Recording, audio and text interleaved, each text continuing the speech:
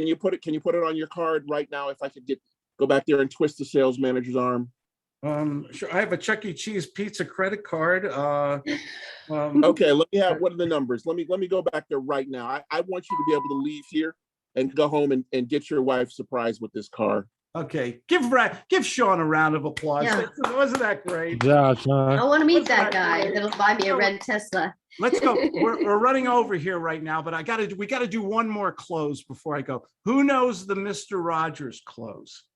Mr. Rogers. This is a tough one. Chris, come on, turn on that video while you're changing those diapers, man. Give me that Mr. Rogers close. Can you just refresh my memory just a little bit? It's a beautiful day in the neighborhood, a beautiful day for a neighbor. Would you be my neighbor? Could you be mine? No, the Mr. Rogers close. And by the way, Tom Hanks, one of the best movies made last year. I think it was last year. Oh yeah. Yeah. Tom Hanks, everything he touches is great. Yeah, I love awesome. that guy. Won't you Tom be Hanks, my neighbor? what was that, Mark? Won't you be my neighbor? Right. What is he?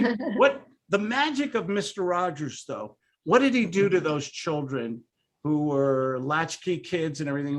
What was he evoking to them? This is deep. I'm gonna get heavy. Community and love and connection. Love. He was Yeah. going, he spoke softly. He spoke slowly to him, drove parents nuts. Self-esteem. Yeah, he drove me a little. Oh no, the one that drove me crazy was the big purple dinosaur. Barney. Oh God, Barney was worse. Don't do Barney. But I love you. You love me. Wow, it worked though. It was effective.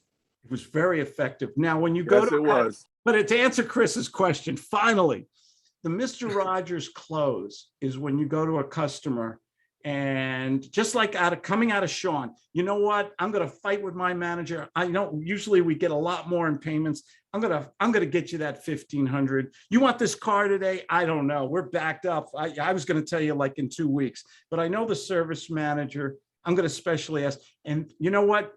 When I do business with someone, I hope you don't mind, Chris, but you became part of my family. You're part of my new extended family. I hope you don't mind. My family's, I take care of my family. Is that all right with you? Yeah, Claude, I appreciate that. That means a lot to me. I thank you. Yeah, because I take care of my family. You ever have a problem? Here's my phone number on my card. You're going to love this car, and I'm going to fight like hell to get this car ready for you today. I'm going to get you that price, and I'm going to do but you're comfortable with this decision. You're not going to call me later or tomorrow and say you changed your mind. You want to bring the car back. You're not.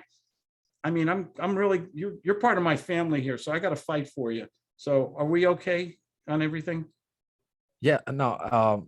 If you said you can get it to me today with the pink bow, that would. Yeah. You're part of my family. You're part of my family, man. My next phone calls to my lawyer, put you in my will. Don't say that. That is the. Why don't we split the commission? What happens when you remember, you've got to be not only a psychologist when you're selling and anticipate everything, but you've got to be a thespian, but you've got to be a good actor. If you sound like you're a phony, they're going to go, oh, he's just, what happens when you speak emotionally and sincerely to someone and you've welcomed them into your family? What's going on then? Is that a moment? Yeah. Yeah, absolutely. That's the Mr. Rogers close. I've never talked about the Mr. Rogers close before. I haven't heard it. That is a very powerful close. No, believe me. What is he going to say to his wife? What is Chris going to say to his wife when he comes home with that car with the bow on it? You're never going to believe it, but this guy took care of me like family. Mm-hmm. Yeah. Yeah. Yeah, guess where we're going for Thanksgiving. About you. Yeah. So when we started talking today, we were talking about how prospects reject us, are rude to us, hang up on us.